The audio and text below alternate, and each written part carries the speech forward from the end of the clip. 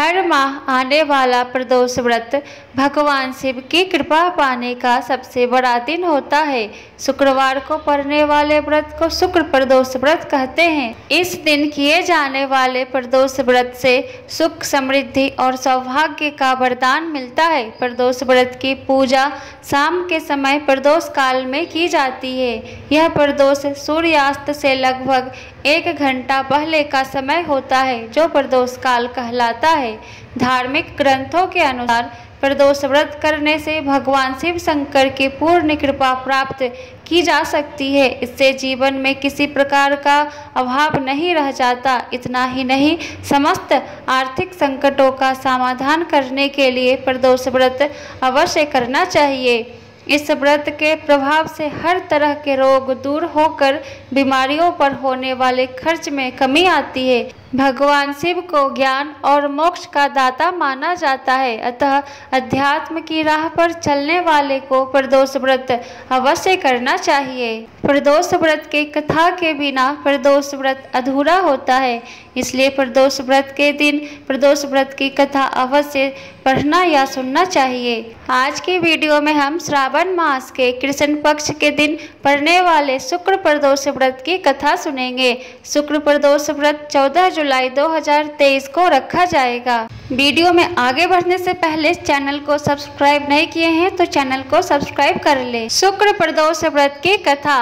एक नगर में 3 मित्र रहते थे, राजकुमार, ब्राह्मण कुमार और तीसरा धनिक पुत्र। राजकुमार और ब्राह्मण कुमार विवाहित थे।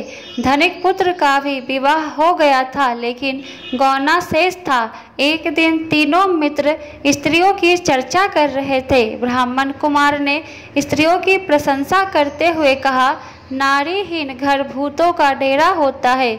धनिक पुत्र ने यह सुना तो तुरंत ही उसने अपनी पत्नी को लाने का निश्चय कर लिया। तब धनिक पुत्र के माता पिता ने समझाया कि अभी शुक्र देवता डूबे हुए हैं, ऐसे में बहू बेटियों को उनके घर से विदा करवा लाना शुभ नहीं माना जाता। लेकिन धनिक पुत्र ने एक नहीं सुनी और ससुराल पहुंच गया। ससुराल में भी उसे मनाने की कोशिश की गई, लेकिन वो जिद पर अड़ा रहा और कन्या के माता पिता को उनकी विदाई करनी पड़ी। विदाई के बाद पति पत्नी शहर से निकले ही थे कि बैलगाड़ी का पहिया निकल गया और बैल का टांग टूट गई। दोनों को चोट लगी, लेकिन फिर भी वो चलते रहे। कुछ दूर जाने पर उनका पाला डाकुओं से पड़ा, जो उनका धन लूट कर ले गए। दोनों घर पहुँचे।